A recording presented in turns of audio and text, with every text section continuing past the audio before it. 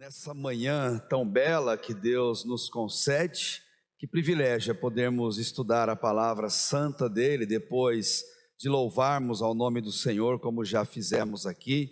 E nós estamos estudando em série, nos cultos pela manhã, sobre a vida cristã, sobre aquilo que Deus determina para um viver cristão que agrada e que alegra ao coração dele, e por meio da primeira carta de João, a qual eu quero te convidar a deixar aberta, a primeira carta de João, no capítulo 3, vamos olhar os versos 1 até o verso 10, já caminhando para o final dessa carta. Hoje é o penúltimo sinal ou marca evidente de que somos verdadeiramente filhos de Deus, e João vai nos ajudar a entender esse princípio, nos dando um belo de um desafio. Na primeira carta de João, no capítulo 3, do verso 1 ao verso 10, seremos desafiados com uma verdade eterna. Um filho do Deus Santo, santo é. É inegociável essa verdade. Se somos filhos de Deus e Deus é santo, temos que buscar a santidade como agrada ao coração de Deus. Se você pode, acompanhe a leitura com a sua Bíblia, essa que vamos fazer a partir de agora. Vede que grande amor o Pai nos tem concedido. João está exultando. E que amor é esse? O de sermos chamados filhos de Deus, o que realmente nós somos. Por isso, o mundo não nos conhece, porque não o conheceu. Amados, somos filhos de Deus, e ainda não se manifestou o que havemos de ser, que seremos na glória. Mas sabemos que quando Ele se manifestar, seremos semelhantes a Ele, pois o veremos como Ele é. E todo que tem nele essa esperança, ou seja, de ir para a eternidade com Ele como Ele é, purifica a si mesmo, assim como Ele é puro. Todo que vive habitualmente no pecado, também vive em rebeldia contra a lei, pois o pecado é rebeldia contra a lei. E bem sabeis que Ele se manifestou para tirar os pecados, e não há pecado nele. Todo que permanece nele não vive pecando. Todo que vive pecando não o viu nem o conheceu. Uma conclusão lógica. Filhinhos, aí vem João com a sua linguagem amorosa e cheia de ternura. Filhinhos, ninguém vos engane. Quem pratica a justiça é justo, assim como Ele é justo. Quem vive habitualmente no pecado é do diabo, pois o diabo peca desde o princípio. Para isso, o Filho de Deus se manifestou para destruir as obras do diabo. Aquele que é nascido de Deus não peca habitualmente. De novo ele insiste nisso, pois a semente de Deus permanece nele, e ele não pode continuar no pecado, porque é nascido de Deus. Os filhos de Deus e os filhos do diabo manifestam-se assim, a marca evidente. Quem não pratica a justiça não é de Deus, nem quem não ama o seu irmão. Um filho do Deus Santo, santo é. João, escrevendo essa carta tão importante para a igreja, ele está idoso.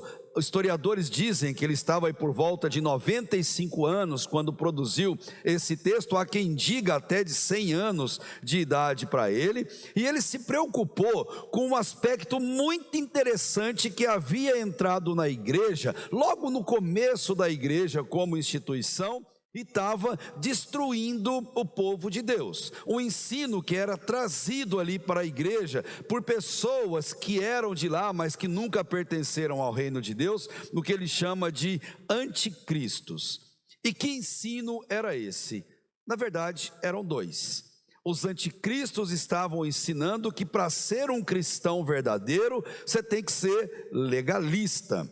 Você tem que ser uma pessoa farisaica, cumpridor de regras, cumpridor de dogmas, cumpridor de rituais, e dizia que para a pessoa tinha que viver muito mais em proibições do que em coisas que Deus nos deixa fazer.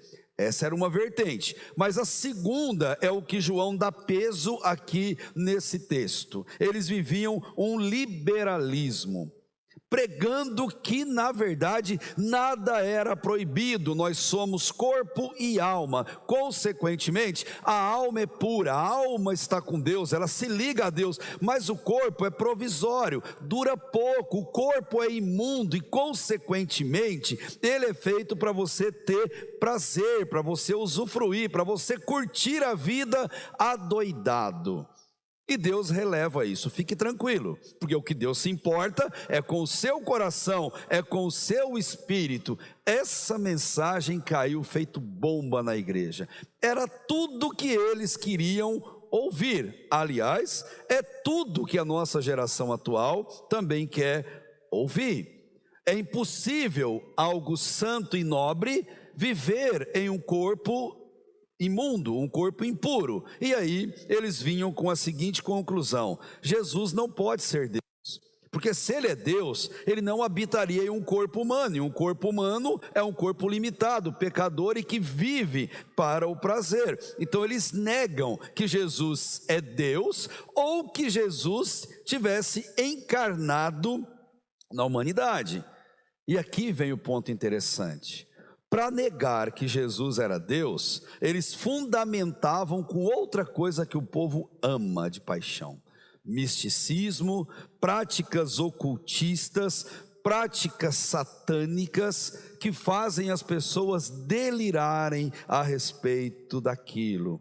Eles diziam que Jesus não era Deus, e por meio dessas práticas diziam que cada pessoa poderia exercer a sua espiritualidade livremente, sem a exigência de uma vida com Deus. Você escolhe o seu jeito de exercer a sua espiritualidade. E a gente pensa que isso é coisa antiga, que isso é coisa de 2 milênios, que isso é coisa que se acabou no tempo. Não é, é a mesma coisa que acontece na nossa geração. Mas antes eles faziam com medo, eles faziam isso de certa forma, mais velado, mais escondido. Hoje a coisa é escancarada.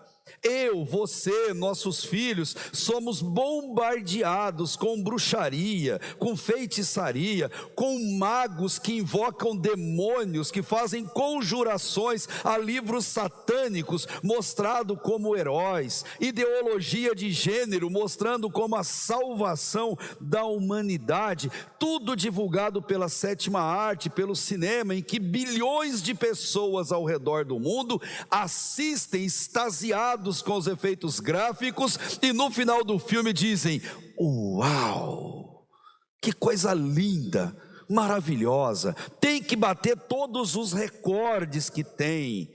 E não questionam o que vem por trás disso: existência de mundos paralelos, regressão espiritual, invocação de mortos, possessão de corpos, invocação e luta com demônios, conjuração de livros que tem essa ótica de feitiçaria, e fazendo tudo isso como normal, bonito, legal, como se Deus não existisse. Aliás, a palavra Deus sequer é mencionada, sequer se fala em Deus, e mostra esses mundos paralelos como uma verdadeira loucura, um verdadeiro caos, um verdadeiro multiverso da loucura, como eles preferem chamar. Qual é a proposta deles? Fazer com que a gente ache que é normal ser anormal, que é normal viver tudo isso e achar tudo isso lindo e maravilhoso. Mas vem João e escreve essa carta tão antiga e tão moderna ao mesmo tempo, para dizer o que Jesus é, para dizer o que a palavra de Deus é, e para mostrar que com relação a Deus, um ditado popular é verdadeiro: filho de peixe, peixinho é. Na lógica de Deus, o filho de um Deus santo deve também ser santo, pois santo ele é. E um filho de Deus, como João vai mostrar, ele imita o seu pai, ele faz aquilo que o seu pai faz.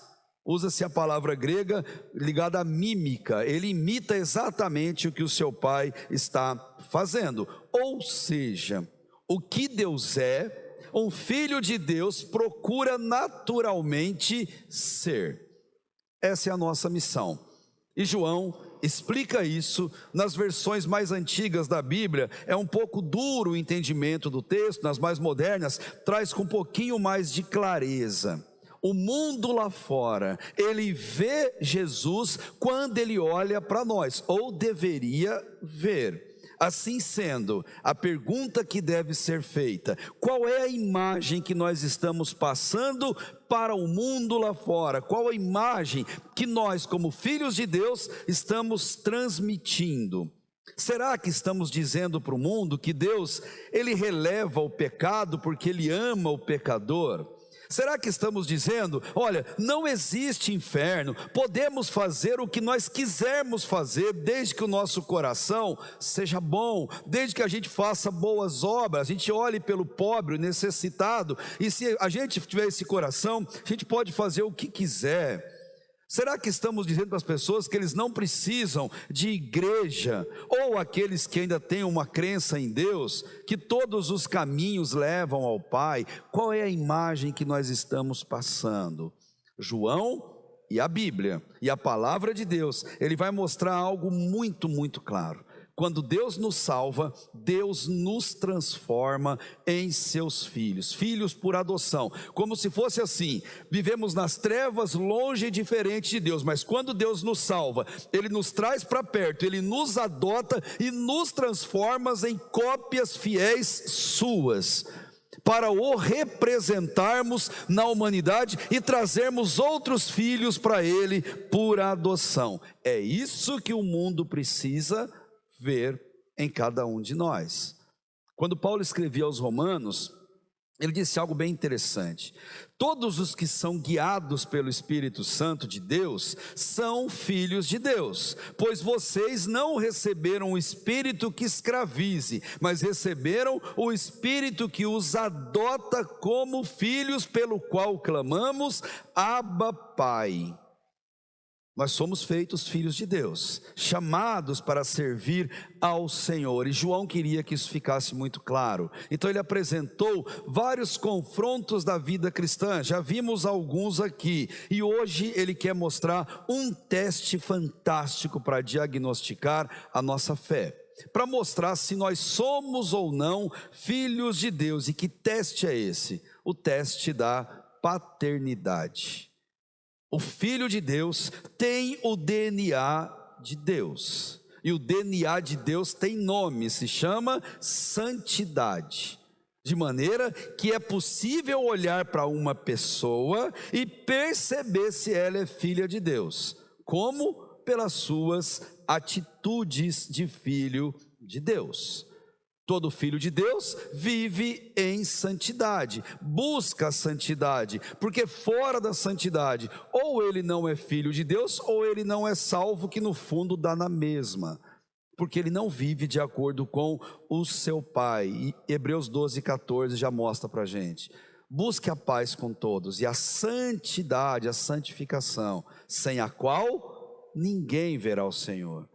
Ele não manda buscar uma igreja, uma religião, uma prática, um ministério. Ele manda buscar a santidade, que uma igreja, um lugar e um ministério sério ensinam a fazer.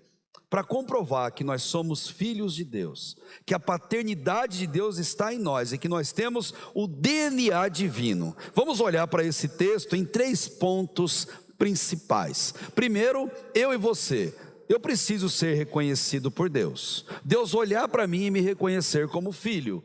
E a mesma coisa vale para você que nos acompanha. Segundo, abandonar o pecado. Eu só abandono aquilo que eu tenho, e pecador eu sou e sempre serei até que Jesus me leve para a eternidade. Mas a minha luta não é não ser um pecador, mas é abandonar o pecado. É a luta diária do cristão.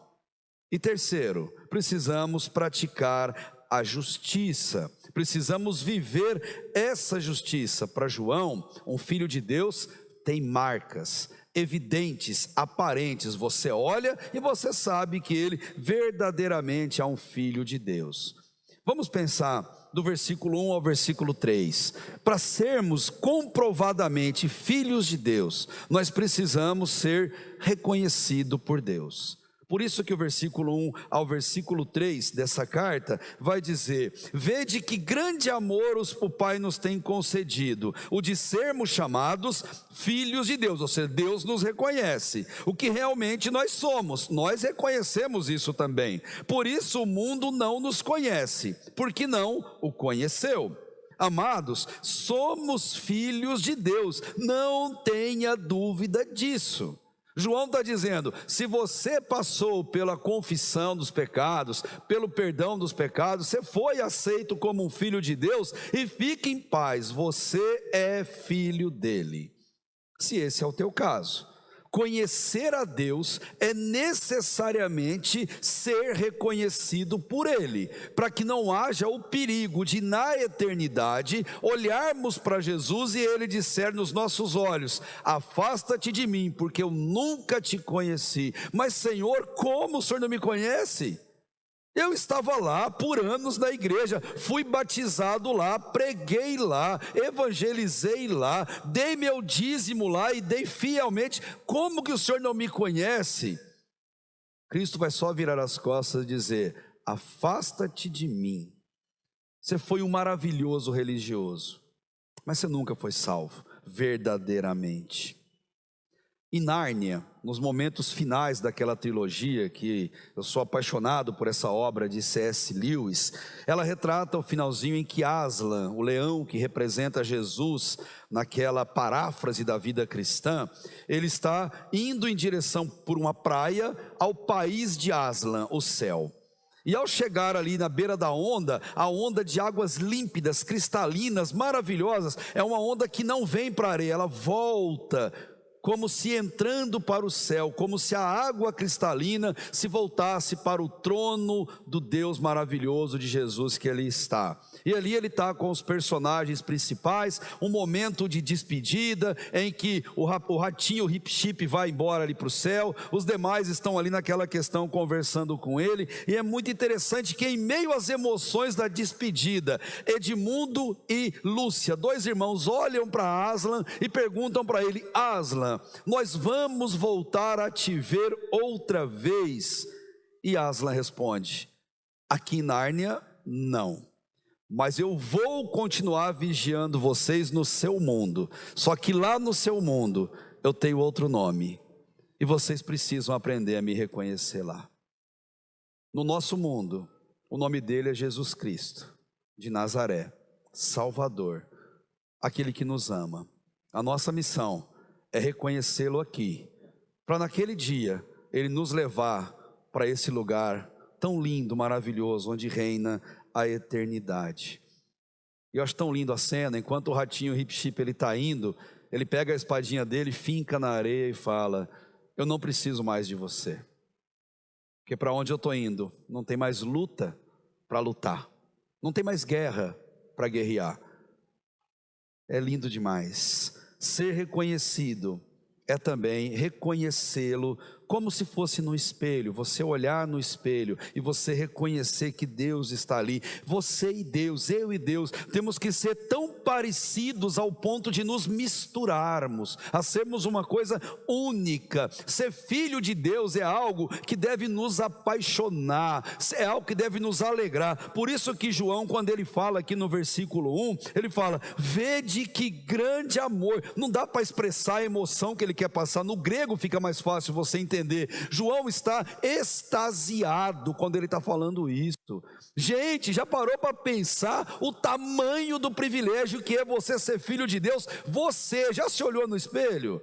Você que luta contra a sua carne, contra os seus pecados, você que se sente o pior ser humano na face da terra, e você de repente, Deus vem, te abraça e fala: não, você é tudo isso, mas você é meu. Dá para não ficar feliz com isso? E como que pode ter crente carrancudo? Como que pode ter crente que parece estar brigado com o mundo? Deve ser impossível falar de carrancudo, né, em linguagem de sinais, Mas como pode, gente, ter alguém que não expressa essa alegria, essa paixão? João explodiu em alegria, dizendo que Deus é maravilhoso, que Deus é santo, que Deus é tudo isso. E ainda assim, Ele nos ama. E ainda assim, Ele se importa com a gente. E a palavra que João usa para falar de filhos é o tekna no grego, que significa criança. Criancinha pequenininha, criancinha nascida e ali dos seus pais. E por que ele usa essa palavra? Porque ele diz, quando a gente é recebido por Deus, Deus olha para a gente como crianças. Crianças que precisam de colo, que precisam ser guiado pela mão, que precisam ficar buscando toda hora, porque vai andar para o lugar que não devia, você tem que pegar. Crianças, é assim que Deus olha quando a gente se entrega para Ele. Crianças que não sabem discernir entre a mão direita e a esquerda e precisa dele para nos guiar, e ele sabe que toda criança aprende por imitação, aprende pelo exemplo, então ele se coloca como o exemplo e diz, sigam por esse caminho que você será sempre meu filho. Ele ensina a buscar a pureza. Mas esse mundo, como os falsos ensinavam, esse mundo que é totalmente imundo moralmente e espiritualmente, como nós sabemos, ele não consegue conhecer um filho de Deus, porque um filho de Deus se parece com o Pai, mas o mundo está nas trevas, então ele não consegue nos reconhecer, porque um filho de Deus é separado do mundo. Deus conhece os seus filhos, o mundo não. E aí vem aquela pergunta, você conhece a Deus? Então Deus conhece você, certo? É uma realidade na sua vida? Não busque reconhecimento humano. Ser reconhecido por homens traz status, moral, alegria, prestígio. Ser reconhecido por Deus traz salvação. Foi muito feliz a Alessandra quando ela conta, ou ela dá essa frase. O Filho de Deus, ele obedece a Deus. Ele faz como Pedro e os apóstolos em Atos 5, dizendo, importa obedecer a Deus muito mais do que aos homens, porque obediência é um desejo no coração de um filho de Deus. Existe uma canção de Davi Sasser, que é muito interessante, cantamos ela aqui na igreja. Eu não preciso ser reconhecido por ninguém. A minha glória é fazer com que conheçam a Ti e que diminua eu para que Tu cresças, Senhor, mais e mais. Isso tem que ser nosso desejo. Nossa frase de cabeceira, frase de tela de computador, deve ser aquilo que nos move. Tem um outro grupo musical que faz uma espécie de um complemento dessa frase, dizendo assim, o Senhor conhece os que são seus, ouve a voz sincera de um adorador, me separou, me marcou no seu altar para servir. O Senhor conhece os que são seus. O Senhor te conhece? Ele te conhece pelo seu nome? Ele já registrou o seu nome no livro da vida do Cordeiro? Você que está pelo YouTube, o Senhor te conhece? Então você conhece a Deus. John Stott, explicando esse texto, quando ele pregou e escreveu sobre isso, ele diz que nós não somos filhos pela nossa natureza de filho, mas pela graça de Deus. É a graça de Deus que nos alcançou. E ele diz assim, e nós somos mesmo filhos de Deus, seja o que for que os homens digam ou pensem, ou mesmo a nossa consciência, os filhos de Deus e o mundo são tão diferentes entre si, que de fato o mundo não nos conhece. O Filho de Deus e o mundo são tão diferentes que o mundo não os conhece. É assim com você? Ou você se mistura tão bem no mundo como um camaleão, que ninguém consegue perceber quem é seu pai, que ninguém consegue perceber que você é filho de Deus? João apresenta esse teste da paternidade, profundo ao nosso coração, porque no reino de Deus, filho do Deus Santo, santo é a nossa busca, é o nosso desejo, é a nossa guerra individual. eles não conhecem a Deus. O mundo em trevas não consegue entender o porquê nós não agimos como eles. Não consegue entender porque nós não somos apegados aos vícios, porque nós não temos aquele mau caratismo notório. Eles não conseguem entender porque o Filho de Deus não vive na devassidão, na imoralidade e naquela busca pelo prazer incansável. Eles não conseguem entender isso e não entendem porque Paulo disse claramente em Colossenses 3, versículo 3: a nossa vida está oculta juntamente com Cristo em Deus. Deus nos reconhece. Ou mesmo Paulo dizendo a Romanos 8,17: a nossa filiação, embora real, ela não é visível. As pessoas têm dificuldade até que as escamas caiam dos seus olhos. Por isso João também vai dizer nesse texto: não se manifestou o que nós haveremos de ser, mas vai se manifestar. Essa é a nossa esperança, porque na glória nós o veremos como Ele é e seremos como Ele, ou seja, eternos, puros, sem lutas, sem pecado, sem qualquer uma dessas tragédias que nós temos aqui.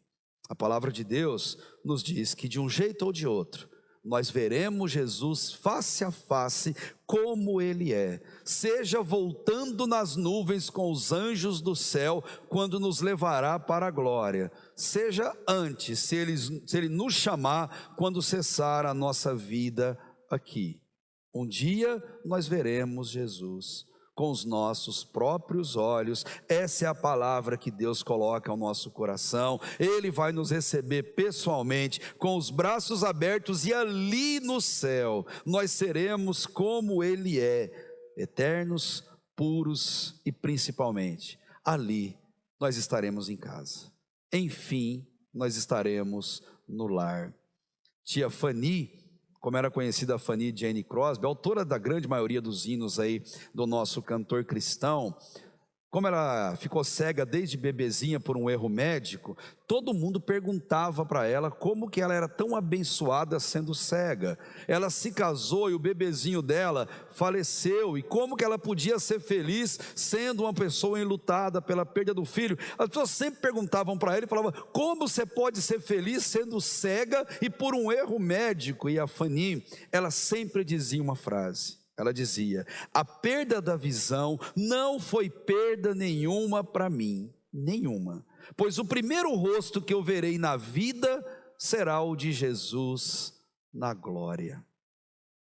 Isso é fé, isso é ter o DNA de Deus, isso é ser filho de Deus verdadeiramente. É o que um filho de Deus busca, é o que um filho de Deus procura fazer com afinco no seu dia a dia, para que o nome de Deus seja sempre reconhecido onde Ele está. Segundo ponto, só travando aí o controle, se você puder ver para mim o que está pegando. Voltou. Obrigado, meu irmão. Versículo 4 ao versículo 6. Para comprovar que nós somos filhos de Deus, nós precisamos abandonar o pecado. É inegociável. Para ser um filho de Deus, João deseja que passemos pela prova moral chamada busca de retidão. Veja lá, do versículo 4 até o versículo 6 na sua Bíblia. Todo que vive habitualmente no pecado, tem versões antigas que diz não peca, mas aqui a versão mais correta, também vive em rebeldia contra a lei, ou transgressor da lei. Versículo 5: e bem sabeis que ele, Jesus, se manifestou para tirar os pecados, e não há pecado nele. Todo que permanece nele não vive pecando. Todo que vive pecando não o viu nem o conhece. Não pecar é a nossa regra, a nossa guerra individual. Porque para sermos filhos de Deus é indispensável a necessidade de um viver santo, de um viver diferente, de uma vida que agrada a Deus. E João diz: Jesus veio ao mundo, e se eu sou filho dele, ele veio para tirar os pecados do mundo. Então, se eu continuar em pecado, eu não estou sobre a égide do meu pai, que é Deus, mas eu estou servindo ao diabo, que é o pai do pecado, ao diabo que peca desde sempre, porque pecar é a sua natureza. É isso que João quer mostrar para a gente, de maneira dura, de maneira eficaz. Ser pecador, invariavelmente, todo ser humano é. Não tem como fugir disso. Agora, viver na prática habitual do pecado é uma decisão individual que demonstra quem nós somos. Olha o versículo 8, corre seu olho por ele para você ver o que João está dizendo ali. Quem vive habitualmente no pecado é do diabo, pois o diabo peca desde o princípio. Por isso que ele quer nos alertar. E aqueles hereges que tinham entrado ali na igreja, eles pregavam uma separação entre as pessoas, que tinha gente iluminada, gente melhor, e os outros eram gente ralé. Eles vinham com esse comportamento e pregavam acepção de pessoas, eram orgulhosos assim a extremo. E se você percebeu, João repete sempre a frase: todo aquele que, mostrando que o evangelho é para todo mundo. Jesus não quer que ninguém se perca. As pessoas se perdem, mas não é culpa de Jesus. Ele não quer que ninguém se perca e faz de tudo para que você não vá para o inferno. Ele faz de tudo, ele até veio a morrer numa cruz sangrenta por você. Porque ele faz de tudo para que a gente viva de acordo com a vontade dele. A marca de que somos salvos e que somos filhos de Deus é um desejo, uma luta, uma intenção constante de abandono do pecado. João usa o termo aqui anomia, que é viver sem lei, sem regra, ou pior, vivendo de acordo com as suas próprias regras. Era o que o povo estava fazendo. Aliás, a grande marca da volta de Jesus, que está lá em Mateus 24, ele fala que as pessoas viverão sem lei, e por se multiplicar a anomia, a iniquidade, o amor de quase todos vai se esfriar. Eles vão entender que pecado não é tão sério assim, que pecado é uma coisa que dá para se relevar. O hamartia no grego, o errar o alvo, não é tão problemático assim. Dão nomes bonitinhos para o pecado, por exemplo: isso é fraqueza, eu sou fraco, por isso que eu peco. Deus entende, poxa, afinal de contas foi Ele que me fez. Eu faço isso porque meu pavio é curto, eu nasci assim, eu cresci assim, eu vou morrer assim, uma bela de uma Gabriela, porque na verdade o meu pavio é curto. Isso é o meu temperamento. Que aprendam a aceitar o meu temperamento, essa é minha natureza caída. Aí vem João e fala: para de desculpa, pecado é pecado, pecado é injustiça, pecado é abandonar o que é certo. E se para Deus pecado é pecado, para um filho de Deus pecado é pecado e ponto final. Não tem vírgula, não tem reticências, não tem interpretação, não tem meio termo. Ou o pecado é pecado e eu o abandono, ou eu não sou um filho de Deus. Pecado não se mede pelo tamanho, pecado se mede pela consequência eterna, espiritual, que ele provoca na nossa vida. Eu não posso pecar, não posso viver no pecado por uma razão muito simples: cada pecado meu e seu entristece o Espírito Santo de Deus. Ele fica triste com aquele comportamento, porque ele não espera que os filhos dele sejam assim. Então, para os filhos de Deus, ele manda um recado: se a carne é fraca, Deus é forte. A tentação é forte, Deus é muito maior do que ela, e sempre provê uma porta por onde nós escaparmos dela. Se somos frágeis e necessitados, fique tranquilo, seu Deus é santo, puro e soberano. No reino de Deus, ou no reino, um filho do Deus santo tem que ser santo como ele. É inegociável, indiscutível, e João quer nos ensinar algo fenomenal: pecado não se esconde, pecado se abandona.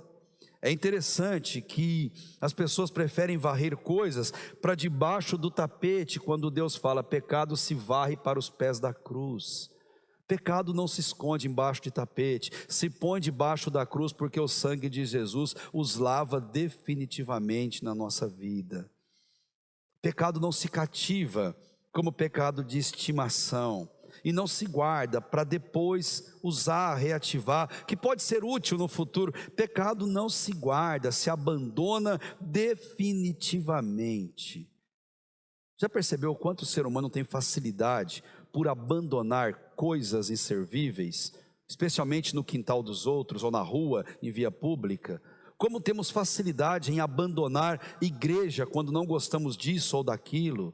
Como conseguimos abandonar com muita facilidade o emprego quando o chefe é muito severo ou quando não se paga muito bem. Como temos facilidade de abandonar pessoas. Às vezes nossa família, que dizíamos amar tanto até ontem, e abandonamos com tanta facilidade. Como tem gente que abandona animais com tanta tranquilidade quando o animal se torna um fardo na sua vida. Cachorro que o diga, que mais sofre com isso. Mas é incrível como o mesmo ser humano tem uma dificuldade absurda de abandonar a única coisa que deveria ser abandonada: o pecado. Em Jesus não existe pecado, é o que o versículo 5 está dizendo. Jesus não peca, não tem pecado, e esse é o padrão que nós devemos buscar. Ele é santo, sim, nós somos pecadores, mas temos que buscar nele esse padrão, como filhos, como crianças que olham para o Pai o tempo inteiro, buscando um comportamento mais adequado. E não é não pecar, porque senão a Bíblia seria contraditória. O capítulo 1 de João diz que todo mundo peca, e dizer que não peca é fazer-se mentiroso, dizer que Deus está mentindo. Não, nós somos pecadores, isso é fácil, é fato. O que ele está dizendo é: não se amolde a esse mundo, não se amolde a esse padrão, não fique cauterizado. Porque mais uma vez John Stott diz: o pecado e Cristo estão irreconciliavelmente em inimizade um com o outro. Logo, quando um filho de Deus peca, imediatamente ele confessa, clama pelo perdão e abandona o pecado como prova de arrependimento. Porque pecado confessado é pecado perdoado, e pecado perdoado é pecado abandonado. Necessariamente nessa ordem, o que João quer nos ensinar: em Cristo não existe pecado, e se nós permanecermos nele, nós buscaremos uma vida tal qual para cada um de nós.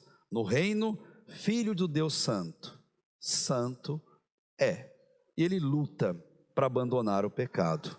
E enfim, versículo 7 ao versículo 9, para comprovar a nossa filiação, nosso teste de paternidade, nosso DNA de Deus, nós precisamos praticar a justiça. É o que ele vai dizer: filhinhos. Ele já começa esse argumento com a palavra muito terna, muito amorosa, devido à profundidade do que ele vai ensinar. Ninguém vos engane, quem pratica a justiça é justo, assim como ele é justo. Agora, quem vive habitualmente no pecado é do diabo, porque o diabo peca desde o princípio. E para isso o Filho de Deus se manifestou, para destruir as obras do diabo. Aquele que é nascido de Deus não peca habitualmente, ou ele luta contra o pecado. E ele fala, dizer, por quê? Porque a semente de Deus permanece nele, e ele não pode continuar no pecado, porque ele é nascido de Deus. Os filhos de Deus e os filhos do diabo manifestam-se assim: quem não pratica a justiça não é de Deus, nem quem não ama ao seu irmão. De maneira muito amorosa, de maneira muito paterna, João, ele vem mostrar para a gente que não podemos racionalizar ou minimizar o pecado como os falsos mestres ensinavam, como eles queriam que as pessoas fizessem na vida. Era como se eles ensinassem aquele famoso poema, aquela frase de Pablo Neruda, tão belo poeta, que diz: tudo vale a pena quando a alma não é pequena. Eles gostavam desse tipo de ensino desde aquela época. Quanto a ir para o inferno, essa frase é muito verdadeira. Mas quanto aos filhos de Deus, não, ela não se aplica. Quanto aos filhos de Deus, tudo que agrada a Deus, isso sim é o que vale a pena ser feito. Porque se não agradar a Deus não é justo, se não agradar a Deus é desobediência, se não agradar a Deus é pecado, e um filho de Deus não ama viver desse jeito. Jesus é justo, e ao nos receber como filhos, ele nos justifica. E se você perceber o argumento aqui de João, nós não podemos viver no pecado primeiro, porque nós entristecemos o Espírito Santo. Mas aqui ele dá um argumento mais forte ainda para a gente entender. Não viva no pecado, porque o pai do pecado, ou quem ama o pecado, quem vive no pecado, é o diabo. E viver no pecado é satisfazer as vontades do diabo.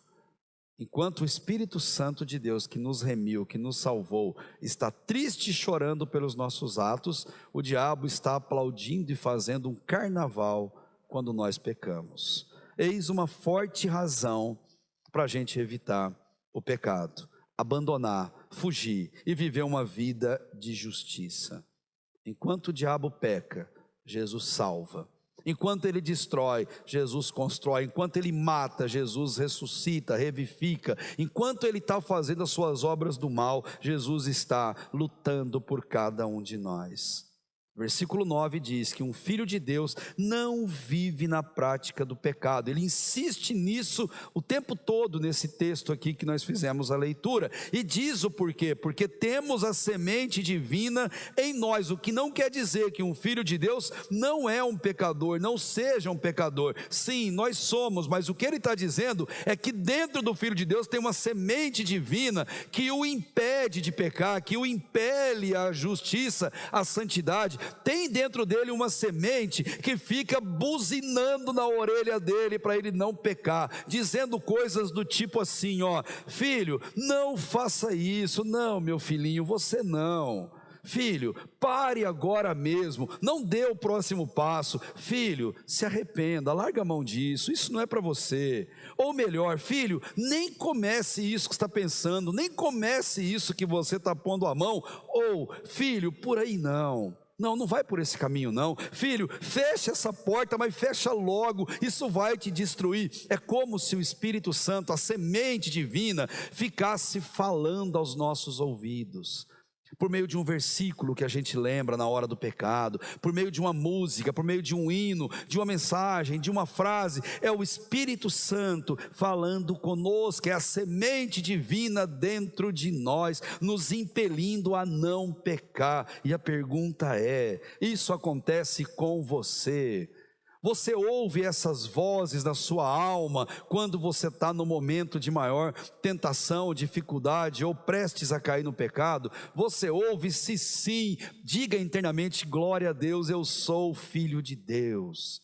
O Espírito Santo me ama, Deus me ama e fala comigo porque não me quer totalmente perdido no pecado. C.S. Lewis, o autor de Nárnia, ele diz algo assim muito interessante: o cristão não é uma pessoa que jamais erra, e sim alguém capacitado a se arrepender, reerguer-se e começar de novo depois de cada queda. Nascer de Deus implica receber uma nova natureza, uma transformação interior, uma transformação profunda, radical, como nós cantamos, uma transformação tão verdadeira que ela exerce dentro do nosso interior uma pressão rumo à santidade. Isso é ser nova criatura, isso é ser corpo e família. Isso é viver a vida de acordo com a vontade de Deus. Que Deus nos ajude a termos essa busca na nossa vida. Ser filho de Deus é praticar a justiça, é amar os nossos irmãos. E eu te dou o terceiro motivo pelo qual não devemos viver em pecado. O primeiro é porque entristece o Espírito Santo. O segundo é porque faz a vontade do diabo e ele não é nosso pai. E o terceiro é porque o pecado, ele traz malefícios a alguém. Ele prejudica as pessoas. Nós podemos pecar sozinhos, mas as consequências nunca são só nossas. Elas atingem os outros. Eis um belo motivo para a gente evitar o pecado, para a gente fugir do pecado. Pessoas que deveríamos amar, ajudar, orar, acompanhar, apoiar, e às vezes nós optamos por pecar com essa pessoa. Quem é filho de Deus, quem tem o DNA de Deus, ele ama as pessoas e ele pratica a justiça. No reino, um filho do Deus santo, ele é tão santo quanto o Pai. Ser cristão não é ser perfeito. Ser cristão não é ser uma pessoa acima de qualquer possibilidade de erro, mas é ter um coração arrependido, um coração que busca sempre a retidão, a santidade, e se cair, ele tem um advogado que o próprio João já ensinou, onde ele busca uma vida decente com Deus. Eis mais esse teste para a nossa vida de fé, o teste da paternidade, em que João quer nos ensinar a não vivermos no pecado. E eu termino com algo que João quer nos ensinar.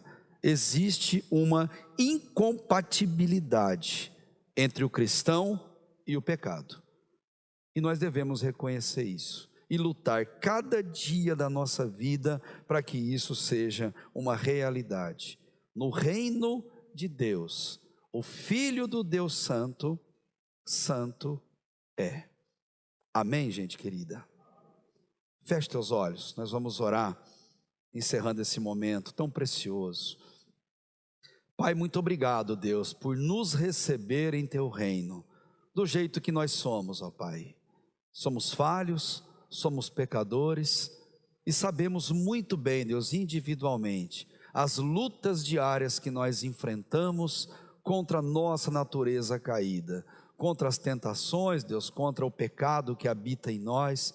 E obrigado a Deus por cada vitória que o Senhor nos permite passar, das menores, ó Deus, às maiores. Obrigado, Pai, por termos a certeza que o Senhor está conosco, mesmo nesses momentos difíceis. Obrigado, Deus, pela semente santa que colocou dentro de nós, pelo Espírito Santo que nos alerta, que nos chama a atenção, para evitarmos o pecado e buscarmos uma vida digna e que alegra o teu coração. Obrigado, Deus, por esse tempo de culto, por esse momento tão precioso, ó Pai, na tua presença santa. Continue, Deus, a nos guiar, continue, Deus, a nos abençoar, Pai, de tal maneira que sejamos filhos fiéis e verdadeiros que seguem o teu exemplo e a tua palavra. Abençoa, Deus, cada um, cada família, cada um de nós que oramos juntos nesse tempo, e que possamos fazer da luta contra o pecado a nossa luta diária, Deus, sabendo que a vitória já nos foi dada pelo sangue de Jesus. Por isso louvamos o teu nome santo, no nome de Jesus, amém e amém.